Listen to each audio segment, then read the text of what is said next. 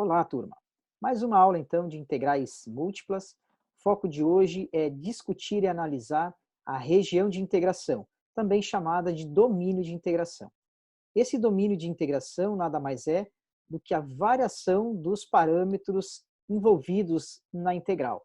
Quer dizer, se eu tenho uma função f que depende de x e y, os parâmetros serão x e y, e a região de integração forma um conjunto de pontos no plano xy. E é isso que a gente vai fazer hoje, analisar isso.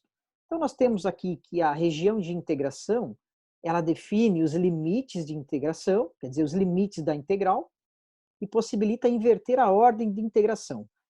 Principalmente essas são as duas questões fundamentais aí na discussão. Temos três tipos básicos de região de integração: uma região retangular, uma região do tipo 1 e uma região do tipo 2. Lembrando que esta é a nossa segunda aula e as regiões foram detalhadas na aula passada. Relembrando um pouco aqui, a região retangular, ela tem uma variação fixa para x e para y. Já as regiões do tipo 1 e tipo 2, elas têm uma das variáveis dependente da outra.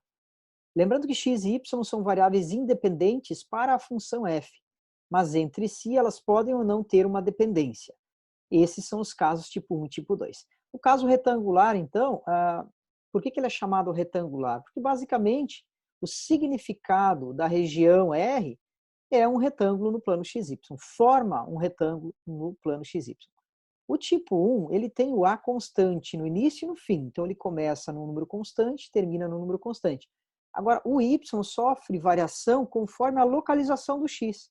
Quer dizer, se o X tem um determinado valor, o Y sofre uma determinada quantidade. Para um outro valor de X, a variação do Y será diferente. Para o tipo 2, o contrário, o Y que é constante e o X que sofre variação. Vamos verificar a do tipo 1, por exemplo, com o auxílio do GeoGebra. Sendo assim, imagine que a nossa região de integração seja uma região delimitada por x igual a A até B, então x varia de A até B, o y varia de y2 até y1, quer dizer, da função g até a função f. Para cada valor do x fixado, o y sofre uma variação específica. Então, nesse caso, quando x é igual a 3, aqui, ó, x tem esse valor, a variação do y tem essa quantidade. Mas se o x for igual a 2, por exemplo, a variação do y é diferente. O que não é diferente é de onde começam os valores do y e onde terminam os valores do y. E isso que é fundamental.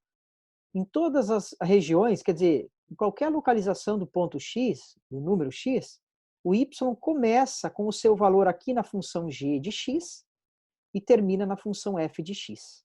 Então, a variação é sempre, né, final menos inicial, f de x menos g de x.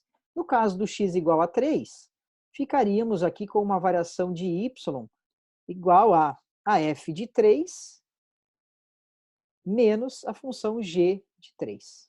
E seriam os valores correspondentes aqui no eixo y, representando essa quantidade aqui, f de 3 menos g de 3. Então, essa seria a variação do y. Se nós fizermos isso para todos os valores possíveis de x, quer dizer, para todos os pontos desse valor até esse aqui, nós vamos acabar, esse segmento vai acabar mapeando toda a região de interesse. Vai mapear toda essa região aí, que é a região de integração. Veja,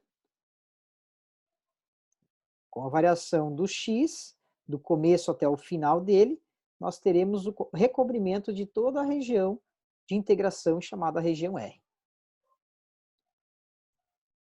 Algumas regiões de integração são do tipo circular. Algumas funções, algumas regiões de integração, nós até conseguimos descrevê-la tanto na variação do x quanto na variação do y. Algumas apenas na variação do x, algumas apenas na variação do y.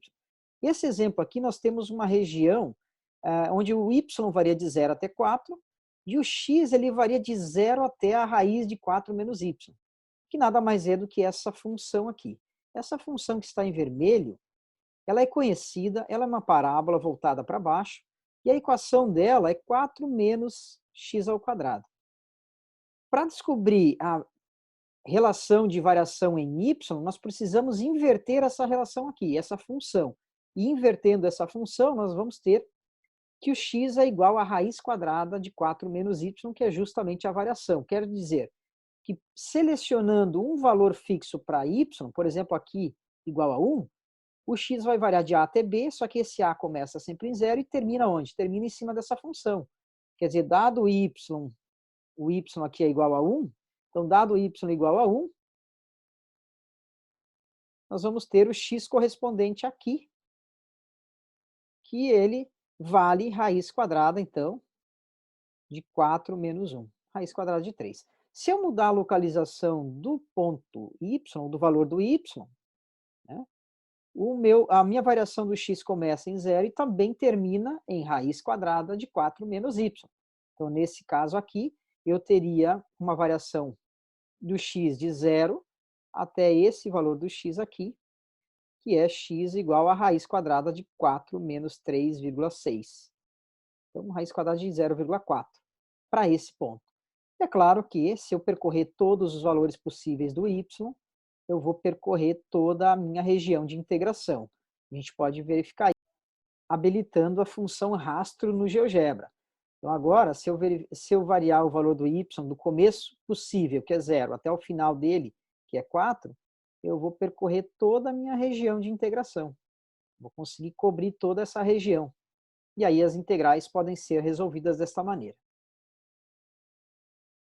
Quero dizer, as integrais são resolvidas com base na análise dos valores possíveis de x e y. E aí nós temos exemplos concretos aí, algébricos agora para resolver.